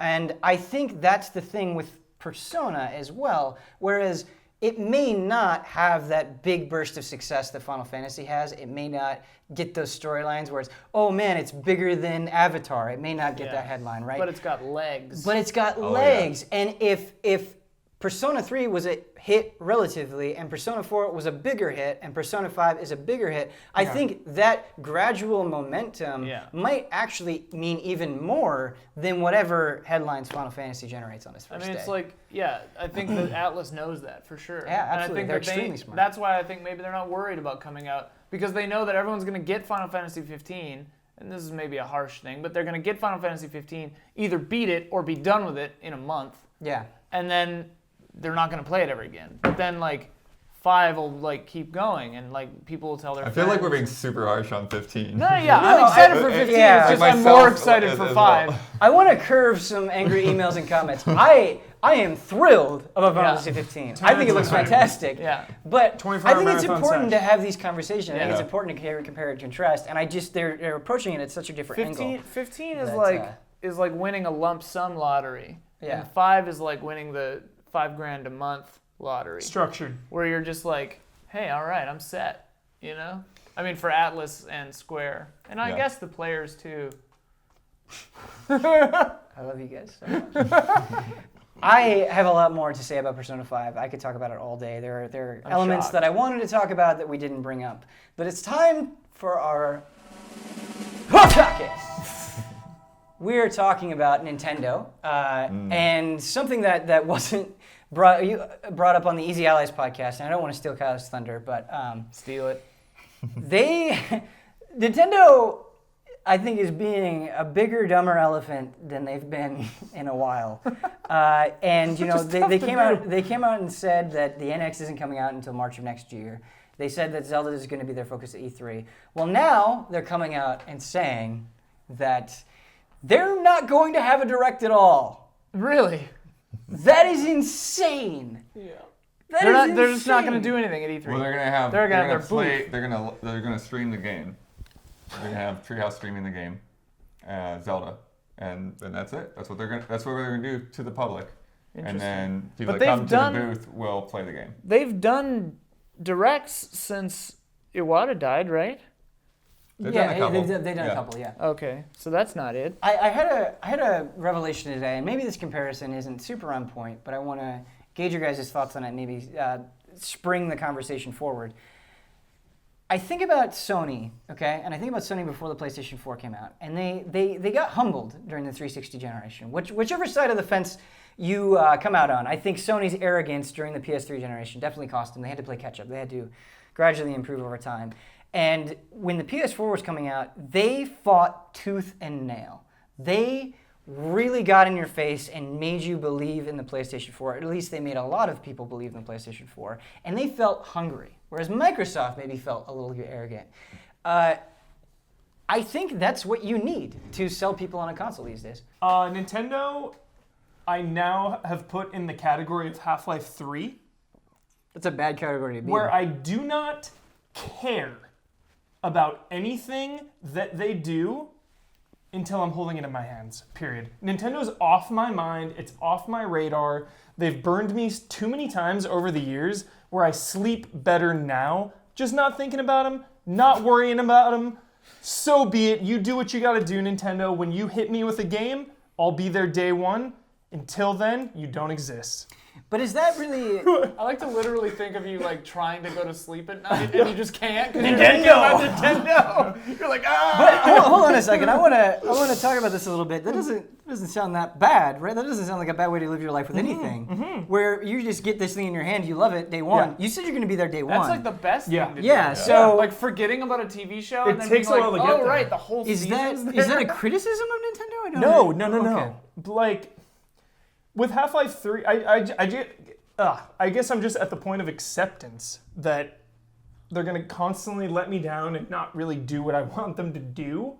So I've kind of just trained myself to be like, when they come out with a game though, when they come out with that Splatoon or that Zelda or that Mario or whatever it may be, a Metroid hopefully one day, it's going to be legendary. It's like Tropical Freeze. I was late to the party there, but you get stuff like Tropical Freeze that are just legendary games, and in the meantime, they just stall. Let's talk about that Nintendo conundrum, that's stalling and the legendary games, because I think this is very important, right? And I want to bounce this off you specifically. So there are those games that we love. We really like Splatoon. We think it's a great game. Yeah. We've talked for hours about Donkey Kong Tropical Freeze, okay? And Mario 3D World. There are these Nintendo games that come out, and Mario Maker, where there was a lot of enthusiasm for that. And when I think about these games, like Bayonetta 2, I know they didn't make that, but I think to myself, wow, Nintendo, when they do oftentimes come out with a game, it's incredible. But I'm starting to feel like maybe that's not enough. And that's a weird thing to say, but in this day and age where so many games are competing for your attention, I feel like they'll come out with something that's amazing and my love will rise and then it will fall. Yeah. And so it just sort of averages out to nothing. You know what I mean? Yeah. Like the highs are so high, but I spend so much time in the lows that they just completely cancel each other out. Yeah. And I think that's a problem. Yeah. I think that's going to hurt them. However, my follow-up question to that is, do you think there's a chance the NX will be so amazing that our frustrations, that our anger, that the lack of releases, that the Wii U, that all of this nonsense will mean nothing in the end? I'm scared about the NX. I think you'd be wrong not to be scared coming off of the Wii U. Sure. Even the Wii, late in its life, it kind of led into the Wii U's slow output of great games. But the fact is that they're Nintendo, man. They've got us all. They've got me by the balls, man. It's like, yo, day one, Zelda, NX. What do you say to that? I actually haven't said that it's day one. Okay, well, close. Okay, within a couple months, so be it. If NX doesn't have that day one, they are screwed. It's gonna be day one, and it's. I'm a slave to that. When you're walking in the doors of E3 and you know Zelda is playable, what's the first thing that you're gonna go play? Zelda, of course, because that like what you just said and like we were saying is like when a great Nintendo game comes out, it's ahead of the curve. It's ahead of the pack. It's in a class of its own, Here's my thing. Like, I feel like I've had Cassandra syndrome or something about Nintendo since the N64, but like. And I've said this before, but I feel like people are finally catching up to like how I've been looking at it. Like every time they put out a console, they limit themselves in some weird way. It's so ridiculous. It's very weird. Like when everyone went discs, they stayed on cartridges. Yeah. When everyone went HD, they didn't go HD. The worst sin is, sorry to interrupt you, but the worst sin is having to have a dongle to have wired internet. Yeah, like just every... I actually think friend codes are the worst. Friend codes are the worst. Like the entire setup of their network on the whole is like so weird and bad. And like the Wii U is like this weird unnecessary thing, and like they marketed it very poorly. So like the NX is going to be like... There's going to be something that I think that we could make like weird guesses and it wouldn't be weird enough. Like there's going to be something about it that just makes no sense that none of us could predict. Like, like you'll have to wear the foot strap or your pulse won't power the juicer. I don't know. Like there's going to be some weird like thing that like holds it back, right? Like the stupid foot strap. Yeah, it won't run without the safety foot strap. They sold out of foot straps now. Yeah, you have to buy them separately. Like no, but like every time they do something, and like even their policy decisions and like their like clubs, every single thing Nintendo does except for their main tier games, you know, like the famous 4 or whatever, like everything they do is just a bizarre bad choice. Can I play devil's advocate with that opinion really quick? So let's think about the GameCube, which I would argue is probably the most traditional console they've ever made. They have tiny discs, so every game has to be on like 4 DVDs. No, that didn't really happen. Like didn't there were really a couple of games that had Resident Evil discs, 4, but not more had than 2 a discs. PS2. And Resident 2 Evil discs. 2. That's what I mean. But it wasn't. But I mean, there are ridiculous. PS1 games that actually Right, had 4 discs. discs. There Anyway, were Xbox 360 games that had 4 discs. It was a weird style choice, is all I'm saying. Yeah, There was, like, there was some let's- There were weirdness. no load times. Let's be so cute. that's Well, the and thing. the reason they There's some did that, weirdness. part of the reason they did that too is because they didn't want it to be like, and they said this with the Wii too, like this is not an entertainment console, it's a video game console. Yeah. And like they backpedaled on that when they put Netflix on the Wii, but it's just like, why make that choice? What do you gain by making that choice? But for the sake of argument, right, for all intents and purposes, the GameCube was the most traditional game console they've released in the last 3 ones. The Wii was wild. The Wii U is wild in its own way. When you say GameCube, I just smile. The Yeah, GameCube it's is a great good system. It's a great system, but it I like is not Mario seen as a Sunshine. rousing success, right? It is not seen as like a path for Nintendo to continue following. Well, And I mean, so, it's because of the GameCube's sales that they did the Wii. Because Exactly, they thought exactly. traditional games were that's dying off. Yeah. that's what I'm saying. And so you can see from their mindset as a company that they're conditioned to be like, no, we've had the best success when we've just gone off and done our own thing. So how do you respond to that? Because I actually think it's a problem. I mean, it feels like they're 3 years in the past making decisions. It feels like the Nintendo, and like it's not their fault. Like something happened in the time-space continuum. Like Doctor Who came by and accidentally screwed something up, where the Nintendo headquarters building is in a pocket universe time bubble that exists 4 years ago. Except the one room where they make all the games is like somehow a year ahead of everything. I don't have the love of Nintendo games that everyone else does. Like I think they're good, but I don't think that they're like God tier most of the time. Like I liked Twilight Princess and I like Mario, but like yeah, it's just funny because, and I really do think that it's because the company is kind of ruled by committee. So I think in a lot of situations that it's, and like in my own experience too, like when you've got companies that are more traditional, and I don't mean that in like just Japanese way. I mean like even American TV companies, like when you're trying to deal with them, they're ruled by committee or ruled by fear. Like when you're ruled by that kind of mentality, you can't iterate quickly, you can't take chances, and you don't take risks.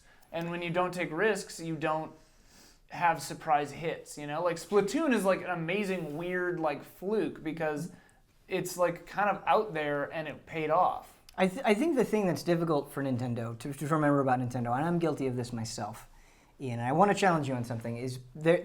I think when you like consider Nintendo as a whole, there's so much that's very easy to latch onto quickly and say, this is so frustrating, why are they doing this, this is awful. Like your mind just immediately jumps to that thing. But I actually think even during the Wii U era, there has been some weird strides in progressiveness that I think are worth praising, and I would like to see them continue. I think Splatoon is one of those examples. But even the Nintendo Directs, right? I think Nintendo has single-handedly changed how video game companies are presenting themselves. Those have been so successful, so well done, so influential, right? It doesn't feel like it's coming from the same company. And so I definitely think they have these moments, like I think Mario Maker is one of those things, where they have these wonderful strides. And I think that's kind of what I was getting to when I was saying like it kind of cancels each other's out, where they'll do these incredible things and then mire themselves in all these terrible decisions. And it's just being a Nintendo fan. I love Nintendo, everyone. Please stop. I love Nintendo, but it's hard, I think, to be a Nintendo fan. I think if the Wii U was my only console, it would be a frustrating experience. Well, the crazy thing with Nintendo Directs, and I do think they're a great idea, was because they didn't seem like a great idea at the time. And they were a good idea because they save Nintendo money, you can control it better. Like, you don't have some fan yelling something, or like you don't have weird technical problems with the demo breaking down, you know? Like, it's a better decision. And yeah, now other people are kind of, not exactly, but kind of following in those footsteps. Absolutely. Like, that's the kind of decision making that I think they need to continue making, and I hope that the NX is they're finally joining the game and forward thinking. Like, I mean, I think to me, what kind of strikes me is the Nintendo dilemma is, I feel like they act like they're not competing. Right. Like You're totally right. They don't have to compete. They're going to make their system their own way, and they're not going to learn from what the other platforms are doing. And that's the crux of the problem, right? Because, you know, the Wii was, you know, like they nailed it. They nailed this idea that, like, hey, look, the broader audience doesn't really care about HD right now. It's not on their minds. 3 years later, everyone had HD TVs because they got PS3s. Right. You know, and they wanted play Blu-rays. Yeah, so it's like so it's kind of like this thing where it's like Sony is leading this technology, and Nintendo is like, well, you know, when people actually have the technology, we'll support that.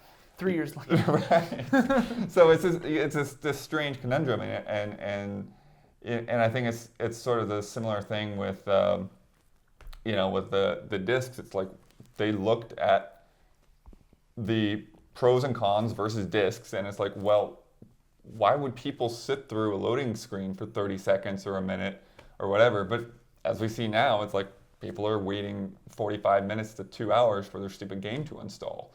You know, so it's these strange things that, you know, are good decisions in a way, but when you have the competition out there and you see what the benefits the competition brings, it's like, well, no, Nintendo, you're not the only ones doing this. Like it is. So I think, you know, it's definitely strange. I feel like right now there's this sense of we're not going to know how well they're going to make this next step until they make it. I feel like everything right now is just this extension of the Wii U failure.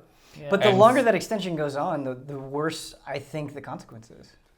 Well, no, I think it's almost more like they're just going dormant. Like, it's just like, well, that's just not a thing, and we'll see when they do have a thing. I actually read this. I read one comment that made a heck of a lot of sense, that like Nintendo has to bring Zelda because otherwise they would like lose like that stake on that booth space.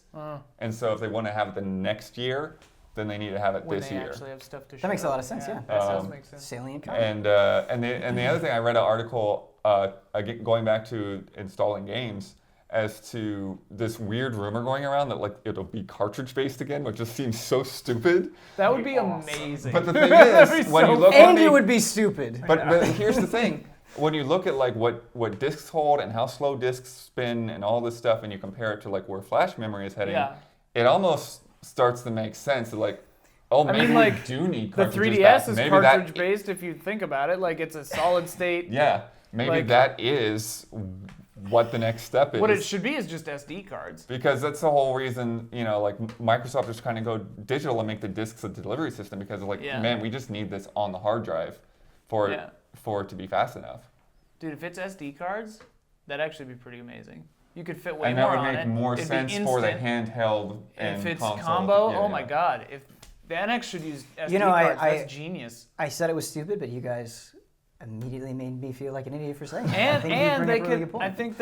I also think this about 3DS things, because we're using way too much plastic as a species. We're destroying this planet. Like, you could have smaller cases, you know? Oh yeah, that's about shelf space and you need to advertise, But I mean, just put a cardboard thing behind it. Do it like a, you know, whatever. What I believe in my heart of hearts, though, is I think Nintendo is a position that Sony has never really been in. I feel like Microsoft has never really been in. Where let's talk about the next Zelda just very briefly, right? If we go to E3. It should have like 5 slots too. And the headlines coming out of that and the impressions are, this is the greatest Zelda that's ever been. They're doing so many new things. It's crazily ambitious, right? It feels like a Mario 64 or an Ocarina of Time all over again. If there is that kind of enthusiasm for that game, none of this will matter. Like, that will carry them well beyond the NX release date. And that's the thing about Nintendo, is I feel like those games have that kind of clout that they can get away with a lot of things other companies couldn't get away with. And they have a truckload of money. They're fine. That's the thing. They're fine. They're fine. But like, do you want to know my worry? Yeah. I mean, maybe correct me if I'm wrong on this, because I'm thinking through like 3D Nintendo games in my brain right now. And like, yeah, a lot of them have like non-linear pathing, but it's not open world per se. Yeah, this is like absolutely not. This is like Motherland Nintendo's first like straight up open world game, isn't it? I mean, Xenoblade's pretty open world. Xenoblade is pretty open world, but that's Monolith stuff. That's not Nintendo proper. Well, so I mean, right. they are Nintendo proper now. Right, but they brought a team on. But I mean, that's the thing though, because they are Nintendo proper. Like, there could be people from that team. That's a good point. That's a good point. Could be doing. But I mean, like, I just wonder, like. But the thing I'm is, a little worried that this Zelda will have growing pains. Mario 64 was one of the first 3D platformers. Right, and they nailed it. And they nailed it. Ocarina of Time was the first 3D Zelda. So I don't know. I will say that I think a lot of Japanese games struggle with the open world format. There are not a ton of great, like, even Xenoblade, which I think is really cool and unique, there are aspects of that open world that feel lacking, that feel outdated, that could be modernized in some interesting ways. I wouldn't even really call Yakuza like open world. I mean, right. I'm gonna do a couple big towns, but it's not really. Think about like there's a difference between being big and wide open, and I think open world in the way that we understand it. Because like Dragon's Dogma is like open world, but really it's just 4 towns, and you go in a back and forth motion, and you can go everywhere else. Sometimes I get worried that the Eastern interpretation of open world is big spaces with mobs in them, right? Which is not really how I see those between things. 2 towns, Right. Well, and the other concern with that potentially is that the Zelda and Metroid games pretty similar in their design, that they're pretty open and letting you go in a lot of directions, but they're also extremely tightly designed. Focused, So that, pretty much anything that you see, there's a reason for it being there. Whereas, as you're saying, like a lot of open world games, especially Japanese open worlds, is like, here's a big space with some hills in it, Right. I mean, if it works, if this Zelda works the way that the earlier Zeldas worked, where the open world is really kind of the overworld map, and you're getting between Twilight Princess was kind of like that too, but and you're getting between the 7 dungeons, and stuff like that. Like, if they still keep that, but it's like you can go in any order, like, there are ways that it could be really cool. Absolutely. Yeah, I mean, that's been the comparisons that Onimus's made. It's been the original Zelda and then Link Between Worlds as, what to expect from that. So that'll be cool. Then it's not really open world, it's just like, I mean, I guess they were open world before that term was really around. Yeah. And I don't mean to be that guy, because I think these comparisons are lazy, but I think there's a point to be had here, right? A lot of people call Dark Souls open world, and I don't really think of it that way. The way I view Dark Souls is you have a bunch of very intricately designed spaces stitched together in an interesting way. Yeah. It is not like one continuous space. It is separate spaces that are melded together. Well, and if you're paying attention to context clues, like Dark Souls is a linear game. Right. Like if you understand that you shouldn't just beat your head against skeletons you can't kill and go somewhere else. But it's a linear game that doesn't feel limited. Right. It's it allows for style, It allows for creativity, and that's to me how the best Zeldas have always felt, and that's the feeling that I want recaptured. I don't mean to cut you guys off. Yeah. You're all wonderful, beautiful people. I love you dearly. But it is time to move on to reader emails, and I'm very excited about it. Different panel this week, different responses. Let's get right into it. I have to do that awkward thing where I have to put my passcode into my iPad, so I have to stall for time. And I have to close the YouTube channel of the Persona soundtrack that I've been listening to. Have they put out the entire Persona 5? 10 tracks. So I don't know how this YouTube channel got these tracks. I don't know where they came from. It looks official to me. Good, you're doing God's work. Backdoor shady deals. Yeah. Let me pull up the emails. So shady leaks. If it's not official, then they probably are just sitting somewhere in the website, and they just pulled them all individually. I've done that before. Ooh. Whoa, Cyber Sleuth Blood. Elite Hackzors over here. Our first question. Bloodworth spelled with a I like this guy. 6 and 2 zeros. I like this guy's name. It sounds very powerful. His name is Robert Lee Phillips. Whoa. Probably shouldn't say his full name. Our first question comes in from Robert. He says, "Hello, Ben. Hello, guys. My question. Do you have a particular game franchise that you wish would get back to its roots? For me, Metroid. probably Huber 2.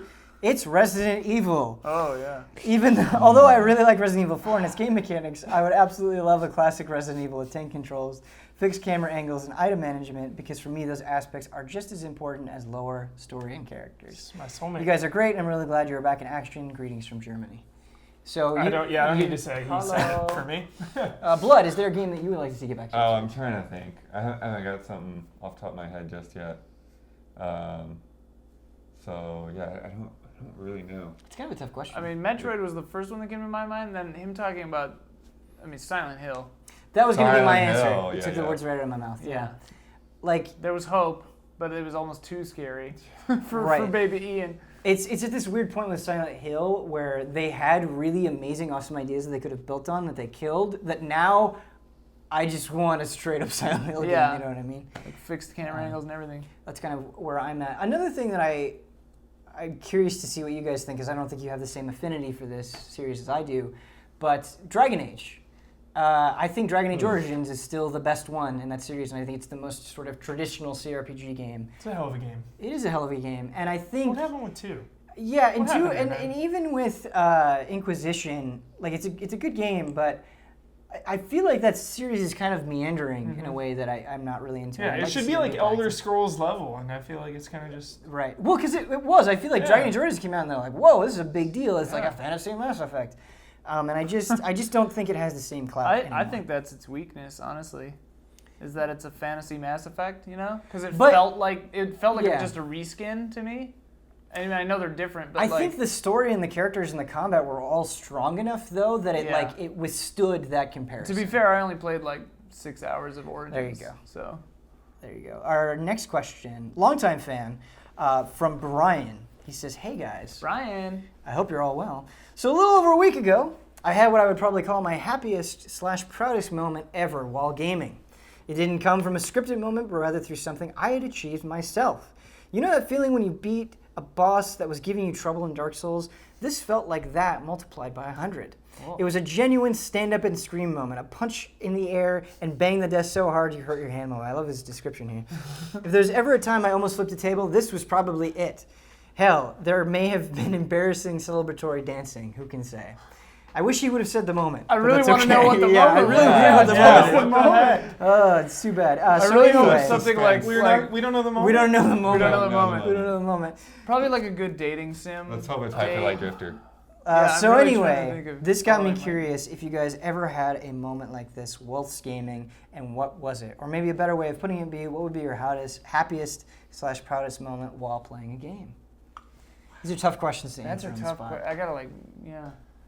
Ooh, we got it. We were playing a friendly game of StarCraft Brood War. It was like a 4-on-4, and I used to be really obsessed with nukes, and all I had was my one ghost and my nuke, right? And it was like this massive battle. One of my enemy the friend on the other team, he made a bunch of dragoons, and he just came in, right? It was like one person comes in, another person comes in, person. This massive battle, and the dragoons come, and they're gonna like just take over everything, and I nuked. Dude. Right there, nuclear launch detected, and there's always that wait before that nuke comes. It's like a 15-second waiting moment. Comes down, kills him. We come in and win. That's incredible. When the nuke came down, screaming at the top of my lungs. Hey. I'll never forget it. Hey. I'll never forget. Let's play StarCraft. But That's awesome. the That's a reason really I good always moment. remember it is because it's the one time a nuke to work out of like 800 nukes tries. never work, Yeah, yeah. They never work. It's the one time. My personal proudest moment, I'll just go through this very quickly. In high school, I had a group of friends that I would go to LAN centers with, and we would play Dota or We've all been Warcraft there. 3 or whatever it was. And they played a lot more Dota than me, and they were always better. And they were really, my group of friends in high school, they were kind of a bunch of jerks. And they would like rub victories in your face in like a really aggressive way. I think this is where BM Ben was born. Gestated. But I was getting really into Counter-Strike. And Counter-Strike was a very formative game for me because it was one of the first competitive games that I played, and it was the first game where I was like, holy cow, I am I am ass at this game. And I had to play for hours every single day after school. And just, it took me months. It probably took me 3 months to get your mediocre. own custom music when you played? Oh, absolutely. Okay. Yeah. Slipknot. Yep. Anyway. Oh, no. Yeah. Anyway, it took me months, 3 months before I felt like I was getting positive KD ratios in Counter-Strike. It was a game like you just had to grind it out. And I remember going to a LAN party with them, and they're like, "Oh, let's play Counter-Strike." I didn't die to them. Yes. I didn't die a single time. Right. And it was the first time with that group of friends at that LAN center where I was the king. Right. And it was just such a proud moment for me. I did so much. It was really cool. I don't know if it's proudest or anything like that, but definitely just when I felt that emotion was recently it was with the Witness. With the final endgame challenge, and it's oh my god, yeah. Oh my god. With that music, the only time there's music in the game, and it's a timer. Just realizing that too, you're just oh. And it's just, but it was crazy because it's there are certain things that you can figure out. There's certain elements to figure out there, but a lot of it is just really because it's all those puzzles are randomized. It's just you just have to get to know how those puzzles work so that you can get in there and it's I recognize the solution. Next puzzle. I recognize this. Next, it's just wow. So identifying which ones can't be done quickly. Yeah, exactly. and it was funny because I got to that the night before I was supposed to leave for the wedding. Nice. And so I'm just pounding. I'm I'm right at the end. I've got to finish this before I leave. I've got to do it, and I didn't. And so then, it's a month later that I come back and I have to jump back into that moment and try. Did you think about the Witness during your wedding? Not during the wedding itself. I was just gonna say, sure. But I mean, but like you, it's I still see symbols in places. Oh yeah. But yeah. So once I finally got it, and it was just nailed it. It was oh, thank goodness. So good, such a huge sense of relief. Or you could just be like Bossman and use a guide. You can't guide that. Can't That's guide the thing. that part. There's no way to guide that. Bossman will never do this in his entire life. He's never done it. He did platinum it. Did he? He somehow did that. Oh yeah, no, he told me he just beat his head against the wall. Yeah. Can you watch it on YouTube and Well, yeah. someone? I mean, that was some parts of it you'll get, but you still have to be good. So at least he did some. Yeah. Yeah, he did that part. You have to do. Yeah, I don't know. The way my memory works, I just remember general tapestries of feeling throughout my life, and I don't remember specific. It's the most alienating thing I've ever heard. I don't remember specific moments until someone else goes my life is just a tapestry of feeling. Yeah. Well, I don't dwell. I know, I love it. But I do. Until someone says oh, remember when we were doing that thing? And then I'm like, oh yes. And then I remember picture perfect every second of it. Mm-hmm. But until then, so every time people are like, what's this moment? But I mean, just thinking about times I've jumped up and yelled, obviously many bosses in Dark Souls and Bloodborne. When we were trying to get the platinum in Bloodborne, and I was fighting that Firehound or whatever in the Cursed Chalice. Oh my god, that Oh boss. my god. When I finally got him. First try. Gosh. The Really? first one? First try on that thing? Watchdog of the Old Lords. Brad and I would sing that music every day. We sung it for 3 months. I was over leveled. It's this crescendo epic. Dude, God, that 50 fight. tries. And then, I mean, but the times in games where they're more subtle, satisfactory moments are in puzzle games. When Talos Principle are those where you really feel you've thought outside the box and done something really smart and even maybe broken the game, kind of done it in a way that you probably shouldn't have done it. Those moments are really, really something. You guys are on fire today, and I am sorry to cut this short. This is going to be the last email. We are running out of space on the card.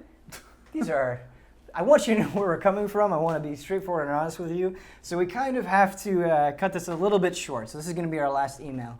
You've been wonderful. So long and you're apologizing. It's amazing. Yeah.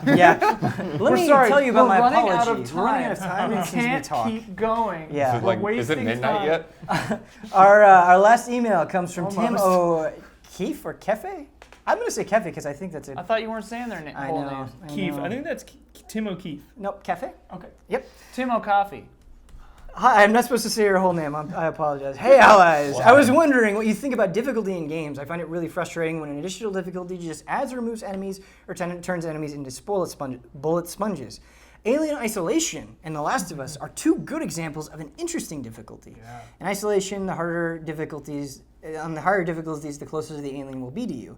On Grounded mode in The Last of Us, they remove your listen mode and make items even scarcer. I find these changes make replaying games more interesting instead of a slog. My question is, what game design decisions would you make for different difficulties to make them more interesting and therefore more enjoyable to players? I mean, I was just going to say, like, I like games that are just the game. Mm-hmm. And they don't have difficulties, you know, sure. Like Dark Souls or whatever, because then it's just we thought this out. Yeah, no, I kind of agree to that to an extent. Where it's like, yeah, I prefer like normal should be how it's intended, and then above that should be the higher challenges for whatever. Freakazoids. But I don't feel like that's the case anymore. I feel like normal hard is now the normal. Hard isn't the new normal. They're definitely that way for certain developers, like Halo. They want you to play on hard, right? Yeah. No, I mean, I'm gonna go back to a classic because I still love this. Is GoldenEye. When you bump up the difficulty, there is more to do in that game. Mm-hmm. And so I was like, okay, you can be a tourist and you can play it at a lower setting, but you really want to like work your way up to get to that higher difficulty and try to do everything that the game has to offer. What I wish. Oh, sorry. No, it's okay. What I wish more JRPGs would do is, I like grinding in JRPGs. Sometimes I like just brute forcing my way through a situation. But I think my most memorable moments with battles in JRPGs are when I was underleveled and I either had to think of a creative solution or I had to just like play perfectly. Like every single turn I really had to think about what I was doing to overcome a boss. And I think it would be neat if more JRPGs put like caps where they're like, okay, on this higher difficulty, this is as high of a level as you can get at this point, and it will mean that you have to play perfectly during the boss fight. I think kind of those limitations would be fun to play around with. I agree with Tim, right? Yeah.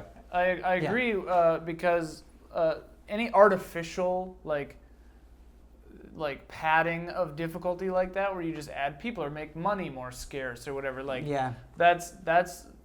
it feels artificial. It's not thought out. It's just a numbers game, you know? Yeah. But like things like that where it's like Dark Souls with New Game Plus, like after like the third plus, you don't get any better. Like your stats don't make a difference anymore. You just have to, like the game gets harder every plus up until 7 or something. Or like Dark Souls 2 and added enemies. Yeah. Dark Souls 2 was cool because they shifted things around and it got shifted around and like changed up, and that was cool, and it was new things to experience too. But yeah, I forgot what I was gonna say. But you nailed it with Alien and Last of Us. I also think of God of War of all games. I just like having to play a game differently on harder mode. Normal, you just square, triangle your whole way through, and on God mode, you have to block, you have to roll. You have to use different weapons. You have to use different weapons. You have to stay on your toes the entire game, and I really like that. And it's not like bullet sponge enemies just take a bunch more hits. It's like, you just gotta be alert. Metal Gear Solid. Yeah. Big boss extreme mode. When you could play where like you can't, like my friend and I would do, I would do non-lethal runs, and then he would do no alerts runs. Yeah, so hard. So hard. So crazy. Yeah, anyway.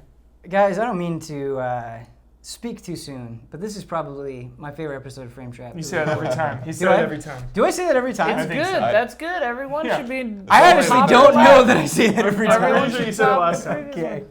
Well, I think you guys really had some insightful things to say. The conversations were fun. People got passionate. You all got into it, and you all really thought about your answers. And that's the reason why I wanted to do this podcast. I wanted to have like broader avenues to kind of like grow these conversations and really go crazy. I'm sorry we had to cut this a little bit short, but if you stuck around with us for this long, thank you all for watching. Episode. It's a very long episode.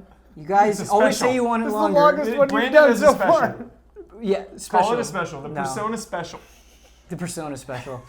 Anything with Persona. I'm actually going to say promotional things because I'm supposed to do that and I never do that. Oh. If you want to reach us, if you want to ask a question for our illustrious panel, please email askeasyallies@gmail.com. No spider pictures, please.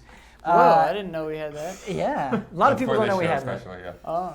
If you'd like to find out more about us, or if you'd like to support us directly, go to just Google Easy Allies Patreon. It's just patreon.com/EasyAllies. Thank you, Bloodworth. Pretty much everything is whatever /EasyAllies. /EasyAllies. We're also on YouTube at youtube.com/EasyAllies, and we stream every weekday at twitch.tv/EasyAllies. Really quickly, if you would like to all plug your personal Twitter, go ahead.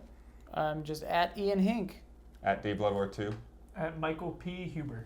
And I am at Best Chie Fan. So thank you again for watching, and I will see you your Twitter next week. Or not, no, 2 weeks from now. They almost got you. Can you imagine how batshit insanely incredible The Witcher 4 is going to be? Yeah, I can. You know, game legit looks better than The Witcher 3 though. Persona 5. Persona 5. Guys, PS3 compromise. I feel like I'm in a difficult position because I think a lot of times I get written off as the Persona guy, like, oh, of course he loves it, oh, of course he's gushing about it, but like I really, like, to my core, think this is going to be like a landmark video game. Like, if you remove all of the fan service, all that shit, like, I think this is just going to be. I think 15 could be. There's nothing wrong with being a quality thing guy. Right. The question is, like, if you're the quality thing guy, I think that's all right. Witcher 3 raised the bar so high. You raised my hopes and then dashed them on the rocks of the Witcher 3 raised the bar so high for like open world. But this is running a different race, I think. Wait, are we? Yeah, because it's not an open world. No. For 15 though. 15. Oh, I see. I thought we were back in it is going to be hard not to compare 15 to The Witcher 3 in terms of character emotion and just like living life. This is some good material. In that world. We lost some good material here. Bonus bits. Get the DVD, the Frame Trap DVD. I don't think. It's going to be really At hard. the same time, I don't think there will be that much comparison between the two. I think there'll be more comparison when Mass Effect comes around. I would give anything for a Frame Trap DVD that has Japanese subtitles. That's what I want. I mean, BioWare staff have 50 actually said that they're challenged to step it up to what Witcher did. If I can't play Persona 5 and Final Fantasy 15 in Japanese, I'm not playing them at all. You're not going to be able to play Persona 5 in Japanese. Then I'm not playing. Yes, you are. Nope. Yes, you are, dude. No, dude. The voice acting was really good. Doesn't matter, Don't be a dude. dumbass. It's like the voice when acting. you watch the voice acting in the English version. When you watch a is fucking so Japanese movie with English dub, like, no, you're Cowboy Bebop. Cowboy Bebop. No. Sometimes the dub is okay. Sometimes the dub is good. Sometimes the dub is okay. It's honestly you're telling me you're not going to play a purist moron Persona right 5. Now. I played 4 and it's 10 out of 10, one of the most legendary You're being games a ever. dumb purist idiot. And you're gonna play 5. Stop being a dumbass. I will, but you better have Japanese. It's just Alice is really bad about that. I want you to know that going in, Alice doesn't do that. They just don't do it. So I don't want you to have expectations for Japanese video. You don't care. It's like heartbreaking. You don't really care. I do.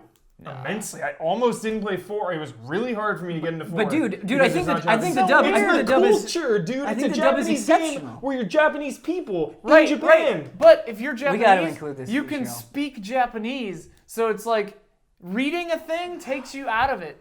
I just want the intended original. The intended voice. original thing is you don't have to read a bunch of subtitles to understand what's I like happening. subtitles. I really love think subtitles. Atlas knocks it out of the park with their localization. I think the localization of Persona 4 is great. excellent. It's and the great. dub is very, Persona very But it's 4's still voice not- acting was so good. It's still not authentic.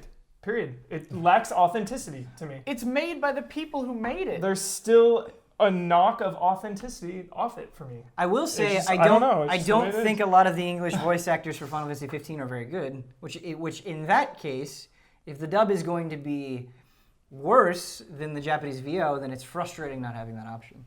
It is. It is. I need it. It is I frustrating. want it. Like I watching that understand. trailer too. Like Japanese. It's a Japanese game. Watching fucking anime. I will say, Like- watching the trailers in Japanese, everything clicked, right? Like, Yeah. those voices fit They're the tone. so good. Because they were designed for those voices. Yes. Yeah, I hear where you're coming from. I But if need they it. cast the voices properly, like none of the voices stood out to me in 4 as being wrong. They were good. I like it. They the dub were is great. They were Nanako? very good. You break my The heart. dub is great. Come on. The dub is great. No, 100%. It's great. But I hope. I hope, man. I really hope. I just remember that you read all the dialogue in Persona games, but whatever. I was thinking about like movies.